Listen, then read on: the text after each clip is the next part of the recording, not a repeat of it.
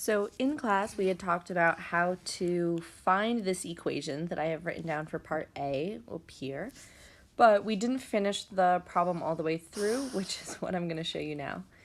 To answer part B, we're trying to find the largest box. We have an expression for the volume, so what we need to do for part B is take that derivative, set it equal to 0, and solve. If I take my derivative,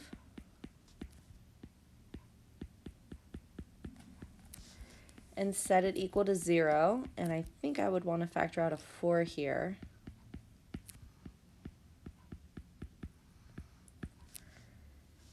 And what we really need to focus on is this part. We talked in class about how if a constant is out in front, that's not going to have an impact on our solutions.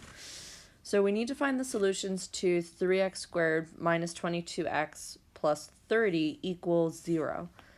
This is something that we can either jump to our calculator to solve by graphing the parabola and finding the zeros. We could also do the quadratic formula if we wanted to. And it would look like this. 4 times 3 times 30. That would be all over 2 times 3. Either way, we will get two solutions. One of them will be 1.811.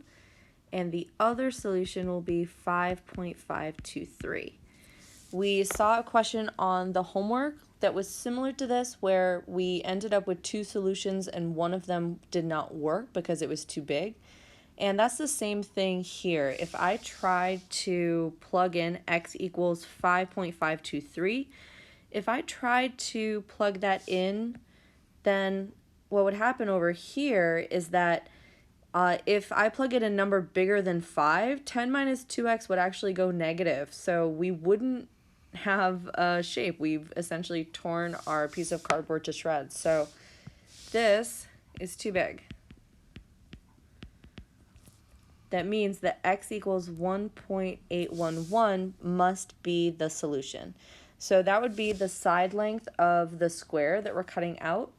And to answer the last part of the question, to find the volume, if I know that x is 1.811, then the volume I get by plugging that in to the volume equation that we had way back in part A.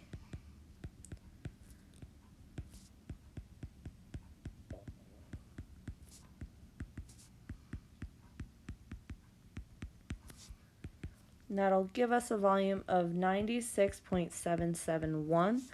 On this question, because we do have units, everything in the original problem was in inches, so the volume will be in inches cubed. On this problem from class, we still have quite a bit of work to do. We have our two equations, but we still have to solve pretty much the entire problem here. We know that this is our expression for the area of the outer rectangle, which is what we're trying to minimize. So that is what I'm focused on. So let me rewrite that. A equals x plus 3 times y plus 2. And it's this equation here, 26 equals xy, that's going to give us the substitution. It does not make a difference here if you isolate the x or the y. The work is going to be the same no matter what. I am going to isolate the y and just say y is 26 over x. When we plug that into this expression for area, I'm going to need to take the derivative of this, but I would want to simplify it first. I'm going to go ahead and FOIL this. X times 26 over x is just 26. Plus 2x plus 3 times 26 over x is 78 over x plus 6. So I'm going to be taking the derivative, which means that 78 over x, I don't want it to look the way that it does. I want to instead rewrite it as 78x to the negative 1. Notice I didn't even bother combining the 26 and the 6. I'm going to take the derivative anyway. And I know that those derivatives are just 0, so I just kind of ignore constants. I don't really worry about simplifying them. So I'm taking the derivative. Derivative of 26 is 0. Derivative of 2x is 2.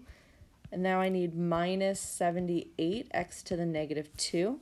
And then that plus 6 is now 0. We set our derivative equal to 0. And here I do prefer fractions once I'm at this stage. And I'm solving, so I might say 78 over x squared equals 2. And then if 78 is 2x squared, x squared, 78 over 2, 39. And x is going to be the square root of 39. And again, I don't really worry too much about the plus or minus square root 39. We're talking about the amount of paper. It really doesn't make any sense that x is going to be a negative number. So I'm just going to keep it positive root 39. And so we have an x value. And here I'm going to go back and look at the problem again. Find the dimensions of the page. Find the dimensions of the page. So the dimensions of the page were x plus 3 by y plus 2. So that's what I'm going to need to find here. And let me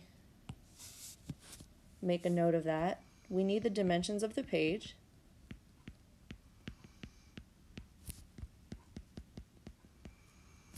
The dimensions are x plus 3 and y plus 2. Now, if I get root 39 as a decimal and take it and say x plus 3, I am going to end up with 9.245, and this is in inches. So to find the y plus 2, I would need to say that y is 26 over root 39 plus 2, and that's going to be 6.163 inches.